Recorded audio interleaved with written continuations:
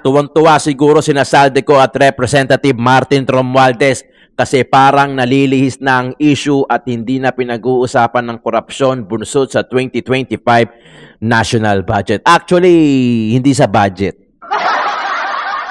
Alam mo kung ano nakikita ko? Gaya na sinabi ko kanina doon sa ano ko, nakikita ko na parang na-realize ko na. Ang liliit na isla nung hinuhuli nyo eh. Gusto namin yung Blue Martin. O, di ba? Blue Martin. Ano tawag? Blue Marlin. Blue Marlin. Para managot, ang tunay na mananagot. Nung araw, ang ingay-ingay ninyo sa pananagutan eh. Eto na ngayon, pananagutan, bakit tahimik kayo? Yes. What's up mga kayon? Welcome back pa rin syempre dito lang sa Joe Malone TV para sa issue ng bayan ating pag-usapan. Kami natatakot Sa katotohanan. Oh yeah! boses ng masa aming pinapakinggan. Joe Malone TV, issue ng bayan. Ating pag-usapan, tunay na balita. Walang Isang magandang umaga, hapon o gabi sa inyong lahat. Tuesday, Martes, January 6. para sa mamamayan. Totoong laban. Hindi puro drama, di rin chismisan. Lahat ng tanong may klarong Araw ng Martes sa Pilipinas. Shoutout sa mga OFW at dito sa Luzon, Visayas, Mindanao audiences. laging alerto, mapagmatsyag. Truth ang hanap, di kami natitinag. Walang palusot, walang dayaan. Tunay ang serbisyo, diretsong usapan. Maganda yung mga pag-uusapan natin ngayon. Issue ng bayan. Nagets ko na. Nagets ko na. Tunay na balita, walang kinakampihan. Sumasalamin sa katotohanan lamang para sa mamamayan. Totoo ang laban. Walang kulay, Yeah! walang kampi. Balita, talakayan, katotohanan. Para sa bayan. Alright, mega love shoutout sa lahat ng viewers natin dyan. OFW Kamano dito sa PCP Luzon, Visayas, Mindanao. Maraming salamat po ha. Pag-double check kung nakasubscribe na kayo. Kung hindi pa naman, paki-subscribe na lang. At paki-click yung bell icon para lagi kayong updated sa mga videos na ina-upload natin araw-araw. At syempre, dahil tayo ay solid ang suportahan natin dito mga DDS. Huwag kayong papayag. Huwag kayong papayag. Sa Facebook, puro ano eh. Wag sa Facebook. Sa Blue App. Yan. Ang ina, nasabi ko na eh. Huwag kayong papayag kasi sa Blue App, squatter eh. Squatter. Tawag ko dyan squatter. Dahil talagang dyan, madali lang mag-react. Walang pinipiling ano dyan. Lahat pwede mag-comment, bata, matanda, may ipin o wala, baluktot man o kuba. Lahat pwede dyan. Dito sa Red App, ang tawag ko dito, subdivision, village, medyo pili. May mga basher, oo, pili. Kumbaga, dito kasi sa atin, dyan, kahit magbasa kayo sa comment ko, bihirang-bihira yung pumapasok dito yung basher, o karamihan, supporter, di ba? Doon sa Blue App, halo, chapsoy doon, chapsoy. Lahat ng kulay, nando doon, rainbow. Lahat sila makakapasok, hindi gaya dito sa subdivision natin, meron kasi tayong gwardiya doon sa harapan. Kaya hindi pagka Kuala Lumpur ka, hindi ka pwedeng pumasok. Ganun ang tawag ko sa mga social media platform. Okay? Suportahan tayo mga kayon, mga kasolid Duterte, ha? Diyan sa description natin, puntahan nyo, merong mga link dyan ng YouTube channel. Yan yung mga backup natin. Dahil latest na nawala ang Facebook page, itong kay Banat Bay. Nawawala na. Buti na lang, maraming backup si Banat Bay. May Banat Bay supporter, may Banat Bay. Pero yung pinaka-main niya na milyong followers, nawala na ata. Hindi ko na rin makita. Saka doon sa, yung after ma-restrict ni Kwentong Bulilit, remember yung BP Inday Sara na maliit na Bulilit, Kwentong Bulilit na restrict yun. Yung kay Joey DeVib na Every Other Day, ang pangalan nawala na din. So iniisa-isa. Kasi may pambayad naman sila. Sa mass report, ito kasi si Blue App, Ewan ko ba kung ano nangyari sa robot na ito. 'Di ba? Parang pagka marami lang ang basehan ata, pagka marami nagre-report, okay na sa kanya. 'Di ba? Kahit na bayad naman, 'di ba? Unlike dito sa subdivision natin, sa Red Up, sa Village, merong gwardiya sa harap, nagbinabayaran natin ng monthly dues. Kaya hindi sila makakapasok. Okay? O mga kayo na, huwag kayong papayag. Pakisuportahan yung mga backup channel natin. Nandiyan dyan sa description. Pakipuntahan nyo. Pag-click nyo isa-isa, may re-redirect na kayo doon sa mga channel natin. I-subscribe nyo na kaagad, tapos click kaagad yung bell icon. Okay, ganun. Suportahan tayo dito. Oo, di pakita natin sa kanila kung gaano tayo kalakas. Parang ano eh, yung parang iglesia, mga INC, talagang makikita mo naman, suportado. Di ba? Yung example natin kahapon, nung isang araw. Oh, nung nag-rally yung INC for transparency sa Quirino Grandstand, sila din yung nagwalis ng basura nila. Oh, Fiesta ng Quiapo, January 9. Oh, puntahan mo, kinabukasan. Actually, kinagabihan pa lang, pagdaan pa lang ng tingnan mo kung gano'ng kadaming basura. Dati akong Katoliko, nagdo-rosaryo pa nga ako eh. Kabisado ko yung mga joyful mystery, yung mga mystery na araw-araw. Oh, kabisado ko pa dati yan. Tapos, tabing madaling araw, alas 5, sa Melo Touch, sa radyo, may dyan, merong rosary dyan. Oh, nagro-rosary pa ako nun. Regardless kung anong religion natin, isa lang naman sinasamba natin eh. Pero yung magsasabi ko lang, yung iba kasing grupo, talagang disiplinado. May unity. Di ba? Unlike nung iba, sariling basura, di ba? Yun nga, yung sa may, nag-away pa. Huwag nyo na pinagluloko yung mga sarili nyo. Minsan, gusto ko kayong tanungin eh. Panata pa ba yan? O trip-trip na lang? Totoo yan, real talk yan. Oh, di ba? Hindi naman makakapasok yung mga basher natin dito. Kaya sa Blue Up, hindi ako masyadong nag-upload kasi wala. Squala. Okay mga kayan paki-subscribe, paki-double check lahat ng mga channel natin na backup natin. Diyan sa baba, lahat yan may admin, lahat yan may humahawak. Pero syempre, ako yung main character dyan. Okay? Grabe. Ayan. Picture-picture muna tayo.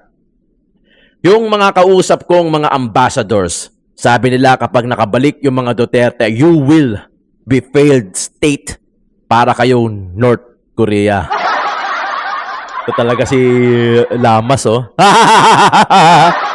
Kaya ka binabara ni ni Attorney Rowena Guanzon dahil sa ganyan, eh. Di ba?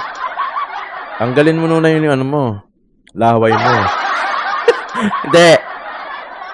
Syempre, kanya-kanya opinion yan, eh. O, di ba? Opinion nila yan. Syempre, they have the rights naman sa kanilang mga opinion. Pero, di ba? Minsan, yung opinion, hindi na opinion, eh. Sa totoo lang. Parang opinion mo eh. Di ba? Ewan ko rito kay Lamas, oh. O, ito na. Isa-isayin natin. Soto, 2026 budget is by far the cleanest ever. Grabe. Galing. Wala akong masabi. Ginagawa na naman tayong mga bata. Ginagawa na naman tayo mga inosente. Ayan, oh. This is the people's budget. Nakakanantots! There will be zero tolerance for corruption. Nax! No leakages, no shortcuts, and no excuses. Ang lupit! Mas magaling pa to. Kung si Tatay Digong naniniwala na hindi mawawala yung corruption sa Pilipinas, eto, there will be zero tolerance for corruption. Hindi ko naman, hindi ko kasi alam yung sa ibang bansa eh. No? Yung mga OFW natin, ng mga viewers, kayo makakapagsabi niya. Pero one thing for sure, hindi lahat ng gobyerno sa iba't ibang bansa perpekto. Siyempre may corruption yan. Didiskarte yan ng konting kupit, debit, audit, kupit, di ba? Credit, yan. Didiskarte yan. Maniwala, tayo nga eh. Di ba? Magbebenta tayo eh, di ba? Kukonting papatong ka ng kukonting kickback ka eh. Ano pa sa mga yan? Pwede ba? Pwede ba? Pwede ba? Ha? Ginagawa nyo kaming tanga kayo. Diyos ko naman. Mga binito ni PBBM sa 2026 national budget. Kahapon kasi pinirmahan na eh. Pinirmahan na, ang sinabi nga, nabasa ko, parang pinasurrender lahat ng mga cellphone ng mga media habang nagkakapirmahan. Kaya pala RTBM lang pala yung ang nakita kong may kopya. Yung mga binito ni PBBM, patay. Di ba? 92.5 billion total amount of vetoed items. 43.245 billion. Putay, lapit pa akong basahin pagka billion, no? Alatang di pa ako umaabot sa ganun eh. 43.2 billion payment of personal services requirements. 35.7 billion government counterpart for certain foreign assisted projects. 6.8 billion for budgetary support to GOCCs. 4.3 billion comprehensive automotive resurgence state cars program. Ano ba yung mga yun? 250 million revitalizing the automotive industry for competitiveness enhancement race program at 14.6 million prior years LGU share. Hindi ko alam yan. Hindi ko naririnig yan. Ngayon ko lang narinig yung mga yan. Pero syempre, baka sila familiar dyan eh. Di ba? Pero tayo, hindi. Eto na. Representative Toby Chanco, Nabota City, January 4 lang to. Tuwang-tuwa siguro sinasalde ko at Representative Martin Romualdez kasi parang nalilihis na ang issue at hindi na pinag-uusapan ng korupsyon bunsod sa 2025 national budget. Actually, hindi sa budget. Alam mo kung ano nakikita ko? Gaya na sinabi ko kanina doon sa nakikita ko na parang na-realize ko na. Actually, akin to opinion ko to, hindi ko sinasabing maniwala kay sa akin. Ito sa aking pagpalagay lamang. Opinion ko lamang to at we are all entitled for our own opinion. Okay? Actually, ang nakikita ko dyan, parang dinelay lang nila yung mga flood control issues, etc. At inihintay nila talaga mag next year, which is 2026. At eto na nga, di ba? 2026 na.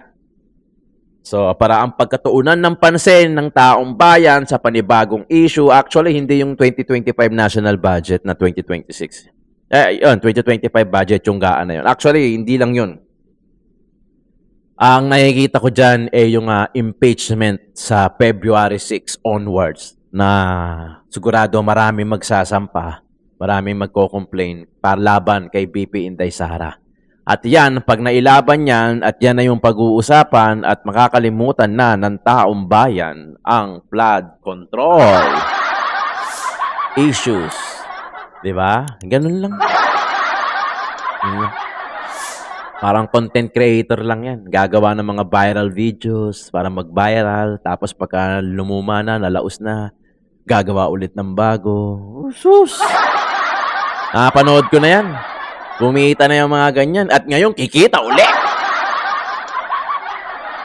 Gets nyo, mga kayon?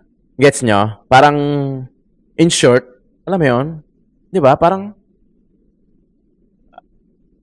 no? Parang, circle lang. Totoo. Paulit-ulit lang. May issue. Okay. Imbestigahan. Plak. Hearing. Plak. Okay, mawawala. May mga kasuhan. Plak. Alam niyo yung mga Sara Diskaya, yung mga nakulong. Sila district engineer, yung mga ganun-ganon, yung mga regional director ko, no, na marami nakasuhan, nakulong na. Iyahalin tulad ko yan sa cake. Hindi sila yung yung tipong top of the piece cake ganon. Hindi, sila yung karton. Alam niyo yung karton sa cake? Yung pinagpapatungan ng cake, ganun, yun lang sila. They are not actually part of the cake itself. Hindi sila yung pang main toppings, hindi sila yung bread, hindi sila yung cherry on top. Hindi. Karton lang sila, mga kayon. Karton lang yan. Part sila ng cake, pero sila yung hindi kinakain. Sila yung tinatapon sa basurahan. Di ba? Yan ang ihalin tulad ko dyan. Yan ang metamorphic chocho ko dyan. Yun. Di ba? Akala nila, naloko na nila yung tao doon sa karton. Na alam naman natin, yung karton sa cake, tinatapon lang yan. Hindi naman kasama yan sa cake. Pampatigas lang yan. Patungan lang yan. Patungan. In short, ginamit lang yung karton para sa cake. Ginamit lang sila para sa cake. Ang ganda na ano natin, no? Ganun. Ganun lang yun. Hindi talaga, wala eh. Naloko na naman nila ang taong bayan. Congratulations! Another lihis na naman, di ba? Sana magkatotoo yung sinabi ni Chavit Singson, no? Sana magkatotoo. Ano bang papanoorin natin Sana, ngayon? Mr. President, yung malaking isda, yun ang gusto naming makita. Yung talagang pasimuno ng malaking nakawan. Wala. There is no denying it. Merong nagnakaw. So, nandito kami ngayon para salubungin yung pagdating sana ni Major General Pokis galing sa abroad. Ito lang ang masasabi ko kasi meron siyang warrant of arrest.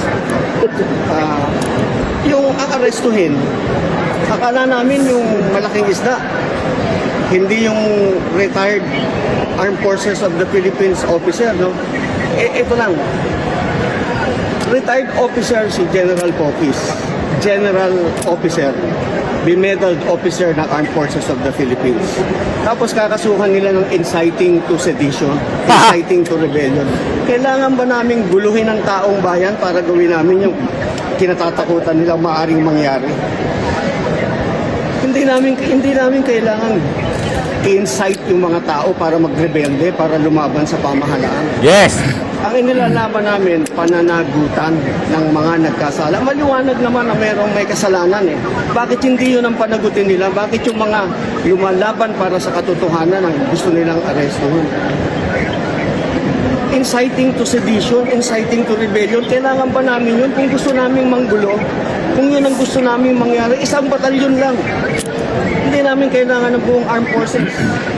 And when we've done it, tignan natin kung saan papanig yung marami. Ganun lang yun eh, pero inciting to sedition, imposible yan. Officer ng Armed Forces of the Philippines, buong buhay niya, binigay niya para sa atin. Exactly! Tapos ngayon, guguluhin niya yung pamahalaan. Ang gusto lang namin mangyari, we still respect, we still obey, we still want to protect the Constitution. Yun pa rin ang pananindigan namin. Active or retired, magkakasama yan pare-pareho. Pero sana, Mr. President, yung malaking isda, yun ang gusto naming makita. Yung talagang pasimuno ng malaking nakawan. Wala. There is no denying it. Merong nagnakaw. Anong problema nyo? Bakit kayo, yung mga iba dyan nagbubulag-bulagan, yung mga kasamahan nyo sa Senado, sa Kongreso, bakit pinagtatakpan nyo? Saan ang demokrasya? Ano, ganito na ba tayo? May nagnakaw eh. Merong hindi tumupad sa kanilang sinumpaan ng duty sa bayan, para sa taong bayan, Yes. para sa bayan. Bakit hindi yun ang habulin? Bakit yung mga lumalaban para sa katarungan, para sa mga walang boses na namatayan dahil sa baha, hindi yun makakibo, tahimik, inilalaban namin para magkaroon sila ng hustisya. Ang liliit na isda nung hinuhuli nyo eh. Gusto namin yung Blue Martin. Di ba? Blue Bag. Ano tawag? Blue Marlin. Blue Martin. Hindi pala Blue Martin. Blue Martin. Joke lang. Seriously, General Pokis is a bemedaled officer of the Armed Forces of the Yes. Philippines. Yes! Bago kami manggulo sa tao, ibang klaseng panggulo gagawin namin kung gusto namin Kung manggulo. gusto lang. Pero hindi ganun. So maraming salamat po. Tulungan nyo na lamang po kami sa aming paghahanap ng katarungan para managot ang tunay na mananagot. Nung araw ang ingay-ingay ninyo sa pananagutan eh. Eto na ngayon, pananagutan. Bakit tahimik kayo? Yes. Di ba? Laban tayo. Salamat po. Maraming salamat. Laban tayo. Yun, galing. Tama. Tama yung sinabi niya, no? General Romeo Pokis, inalay yung buhay. We all know kung anong buhay ng sundalo. We all know kung anong buhay ng pulis. Anytime pwede yan matigok. May iwan yung pamilya nila. Kaya nga bihirang-bihira yung nagkaganyan eh. Kasi piri mo, lulusob kayo sa gera. May assignment kayo. Ikaw bilang asawa, bilang anak, wala kang kasiguraduhan kung uuwi pa ba yung tatay mo ng buhay o patay. Buti sana kung makauwi pa ng patay. Minsan hindi na nakukuha. 'Di ba? Kasama 'yon, kasama sa sinumpaan 'yon. Okay, given that, kasama sa sinumpaan 'yon. Pero putya, inalay yung buhay tapos ganun lang, uhulihin lang for inciting to sedition. Ano ba? Tama naman kung gusto nila manggulo, whatever it takes, kung ano man yung gusto nilang gawin, pwede nilang gawin I'm sure naman meron namang mga loyal na kasamahan niyang mga yan na pwedeng sumama sa kanila. 'Di ba? Kung gugustuhin lang nila. Well, unfortunately, minsan nangyayari talaga yung ganito na even freedom of speech is not free anymore. Even kung ano lang yung opinion mo, ikaw pa yung titirahin. Kung ano yung pinaglalaban mo, pag may boses ka, ikaw yung babanatan, ikaw yung ikukulong. Mas nauuna pa nga makulong yan kaysa doon sa mga totoong nagnakaw. 'Di ba? Nakakalungkot. Kaya kayo, mga OFW ko, mga viewers mo, nagbago na kayo mo Sa 2028. Alam ko, mabilis, sa totoo lang, yung 6 na taon, gaya niya ngayon, 4 na taon na yung presidente natin, 2 taon na lang, 2028. Mabilis na lang to Pero syempre, mabilis. Sa panahon ngayon, mabilis nang umaandar yung panahon sa dami ng distraction. I mean, distraction in a way na sa pagkainip. 'Di ba? Distraction sa pagkainip na Facebook ka lang, mag-games ka lang, ubos na yung araw mo, ubos na yung linggo mo, ubos na yung buwan mo. 'Di ba? Mabilis na lang ang panahon ngayon kumpara noon na ultimo minuto binibilang natin, oras-oras binibilang natin kasi wala naman tayong pinagkakalibangan noon, TV lang, radyo lang Ngayon, ang dami na. Pwede kang mag-game sa bahay, ma-addict ka sa game, pwede kang maglaro, mag-social media platform ka, manood ka sa mga YouTube ng teleserye, mag-Netflix ka, mag-Disney ka, mag-HBO Max ka. Di ba? Marami. In short, madali na lang. Yun nga lang, ang pinag-uusapan kasi natin dito, it's not about how long it will take. Di ba? Ang pinag-uusapan natin dito, yung panahon na masasayang. Di ba? Yung 6 na taon, sige, kunyari, nagkamali tayo, sabihin na natin, nagkamali tayo ng binoto, 6 years nang uupo yan, patay, yari. Pero mabilis naman matapos yung 6 na taon, di ba? Sa totoo lang. Yun nga lang, yung panahon na masasayang, na hindi sana siya masasayang, na sana marami mangyayari, ang nagkamali tayo ng ibinoto, yun ang nangyari. So it's not about the time, it's about wasted time. Yun ang pinaglalabanan natin dito na imbis na umuusad na yung bansa natin, imbis na pa ganun, paano pa bumababa? Nagdidikdik ka. Diba? Bago tayo matapos, panoorin natin to si nanay. Tsaka siyempre kami po ay lumalaban pero hindi kami nakikipag-away. Sa legal lang po. Legal po lang kami. Basta ang para sa akin, kung ikaw ay talagang ginagamit po ang iyong puso, na ikaw ay makatao, at ikaw ay tumitingin sa iyong kababayan, bilang ikaw ay namumuno at leader ng bayan, dapat binabalansyado mo.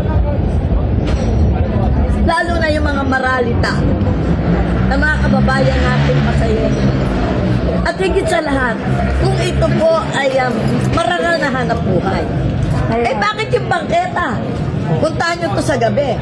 Punong-puno ng bangketa. Di ba? Walang permit yan. Obstruction. Walang permit yan. Pero pumapayag ka.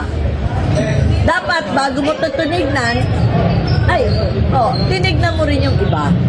Na kami naman po, hindi kami nagreklamo kung may bangketa. Bakit? Gusto namin yon na kayo naghahanap buhay at hindi kayo umaasa sa gobyerno. Mahalaga sa taong bayan, mga Pasayenyo, na mabigyan natin ng hanap buhay. Hindi natin pwedeng umasa na lang sa gobyerno ang mga taong bayan. At obligasyon natin, bilang tayo namumuno, na mapabuti ang buhay ng bawat isang Pasayenyo. Ako po'y tumakbo hindi para sa sarili interest. Siyempre may mga lapses. Bilang naging 9 na taon, 3-termers sa City Councilor ng Pasay, ginampanan ko po ang aking obligasyon. Minahal ko ang aking mga kababayan. Sa abot ng aking makakaya, Hindi po ako tumatanggi sa lahat ng lapit nila sa akin. Kaya ang tawag nila sa akin, ako ang pinakamadaling lapitan. Hindi ako nagpapahirap sa aking kapwa. Eh, kung ano lang naman ang kaya ko itulong, eh, yun din naman eh. Ba't kailangan ka pa magpabalik-balik? Mahalaga sa akin yung pagmamahal ko sa kapwa. Yon. Compassion. Tumatanda tayo. Nagbabago ang lakas natin. Dadating ang panahon, mamamatay tayong lahat. Una-una lang yan. Yes. Ano ba naman ngayon, gumawa ka na ng tama? Isipin mo naman ang kinabukasan at kapakanan ng Malasakit. mga kabayan mo. Kailan pa tayo gigising? Kailan pa tayo lalaban? Kailan pa natin gagawin ng tama? Vote buying? Normal na nilang ginagawa yan. Hawakan ng barangay? May bigay na pa-premyo. Kung manalo silang pamilya nila, may premyo kalahating milyon ang bawat barangay. Ganyan kabigat sila.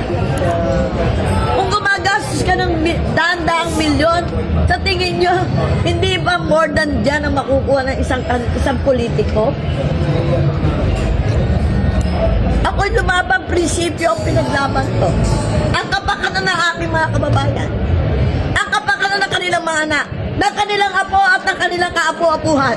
Dahil naniniwala ako na kaya kong baguhin ang sistema ng gobyerno. Kaya kong baguhin ang Pasay City General Hospital. Dahil naniniwala ako sa isang maunlad na bayan. Ang pinakamahalaga edukasyon at ang kalusugan. Yan dalawang yan ang mahalaga. Bago natin isipin ang trabaho ibibigay natin, ang pabahay natin, na wag natin turuan na umasa ang ating mga kababayan sa gobyerno. Dapat ang gobyerno inilalapit mo ang sarili mo sa taong bayan. Hindi ang taong bayan ang lalapit sa gobyerno. Yes. Hindi ito laban. Ito ay laban ng prinsipyo at dignidad. Para sa kapakanan ng ibang tao. Hindi para sa kapakanan ng dinastiya o ng pamilya. Ito'y kapakanan ng ating sambayan ng Pilipino at ng ating mga minamahal na Pasayenyo. Ang lahat ay may karapatang dumaban.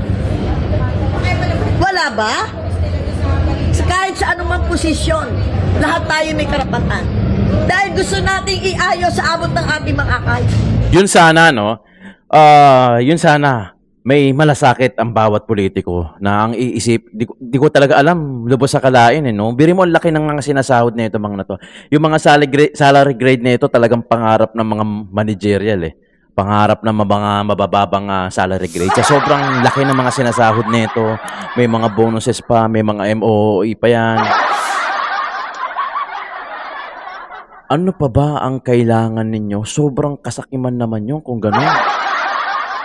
Ako nga, sapat na ako sa 50,000, isang buwan, 40,000. Sapat na ako dun sa ano? Sapat na ako dun sa nakakakain yung pamilya ko ng 3 beses sa isang araw. Yung pagka gustong kumain ng anak ko sa Jollibee, sa Mang Inasal, lalo na yung Mang Inasal, kasi gustong-gusto nila yon. Napapakain ko sila. Basta wala nagkakasakit, okay na ako doon. Saka yung may ipon sana ako na kahit umabsent ako dito sa inyo, okay lang kasi meron akong backup na pera. Okay na ako doon eh. Di ba lagi ko nga sinasabi dito, ayoko naman yumaman eh. Aanin mo yung pera. Marami na ako nakita, nakasamahan ko, kaparte ng pamilya ko, na maraming pera noon, maraming mga kasangkapan, gamit na ayaw ipagalaw, ayaw ipabenta, dahil kahit mabulok na, hanggang sa nakamatayan nila, wala na. Tinapon ko lang din. Marami na ako nakitang ganon. Marami na ako na-experience at nakasama. Hindi naman nila nabitbit yung mga paborito nilang sopa, paborito nilang tao, paborito nilang bagay, o pati yung pera nila. Hindi man nila nabitbit eh. Isinilang tayong wala, mamamatay din tayong wala. Ang makikinabang lang yan yung may iiwan natin. Diba? Mali kasi yung di baling maghirap ako, mamatay ako, basta maibigay ko lang yung perang pangangailangan ninyo. Dati, yan ang motto ko eh. Papatayin ko yung sarili ko sa trabaho para ma-secure ko lang yung future ng mga anak ko. Yan ang motto ko dati. Pero mali yun eh. Mali talaga yun kahit sa natin tignan, mali. Tanungin nyo yung mga anak ninyo Kung gusto din nila yon na maalwal ang buhay nila pero wala naman yung magulang nila, tigok. Hindi nila gusto yun. Mas okay pa din yung sama-sama kayong lumalaban ng patas. Kahit isang tukaman kayo, kaysa naman na dumiskarte yung magulang nyo para maging maalwal yung buhay mo pero ang kapalit nun buhay nila. Ibiliin mo, lalaki yung mga anak mo na wala ka doon, yung mga milestone ng anak mo, wala kayo doon kasi sa sobrang ganid mo sa pera. Diba? Huwag natin maging moto yun, ha? Dati yan ang moto ko. Pero huwag natin gawing moto yun dati. Hindi nila gusto na wala kayo. Mas gusto nila na mahirap kayo, sama-sama kayo nagsisikap hanggang sa umangat kayo sa buhay ng sabay-sabay. Hindi yung isa sa inyo lagas. Alam niyo yun? Alam niyo sinasabi ko? Alam niyo yan. 'Di ba? Yun sana, may malasakit sana yung mga politiko natin para sa taong bayan. Mayaman ng Pilipinas. Diyos ko, huwag kayo magpapaniwala na mahirap ang Pilipinas. Na walang pera ang Pilipinas kaya dapat umutang. Diyos ko. Kaya sila umuutang para may makakuha silang pera. Tingnan nyo, hindi na sila makontento. Hindi na sila dito bibili ng bahay. Bibili din ng bayan sa ibang bansa. Yung mga wala nga pera, hindi nga makabili ng lupa sa paso eh. Tapos ito, sa sobrang dami ng pera nila, hindi na sila dito bumibili. Sa ibang bansa na sila bumibili. Pag namatay naman, hindi naman makakapunta doon. Bebenta din ng mga anak, ng mga apo, di ba? Diyos ko. Tinuruan nyo pa yung anak nyo, yung mga anak nyo na huwag magsariling sikap. Na magtrabaho sa sarili nilang pawis. Kasi may pera na eh. Napaghirapan na nila eh. Napaghirapan na ng magulang nila. Napagnakawan na ng magulang nila. Gagastasin na lang nila. Diba? Gusto nyo ba yon sa mga anak nyo? Hindi marunong magsumikap, maghirap, o magpawis. Diba? Kuha ka lang sa pondo ng bayan. Come on, mga kayon. Diba? Yun yung gusto nating sugatan dito. Diba? Yun ang gusto nating sugatan dito. Hindi naman tayo inciting to sedition. Diba? Hindi naman ganun ang datingan natin. Lagi ko kasi sinasabi dito, opinion ko lamang ito. Hindi ko kayo pinipilit maniwala. Pero syempre, alam ko, itong mga viewers ko, malalaki na to. Alam nila yung tama at mali. Hindi ko lang alam sa kabilang mga vlogger, yung mga makakabilang vlogger. Kahit sila sa sarili nila, alam naman nila kung sino yung sinusuportahan nila. Pero bakit nila ginagawa yon? Dahil sa pera lang din? Hindi nyo ba kayang dimiskarte ng sarili nyo? Hindi nyo na kailangan pang ibenta yung prinsipyo nyo, yung dignidad nyo? Mga kayon, maraming salamat sa pagtutok, pagkikinig dito lang sa Joe Malone TV. Issue ng Bayan, ating pag-usapan.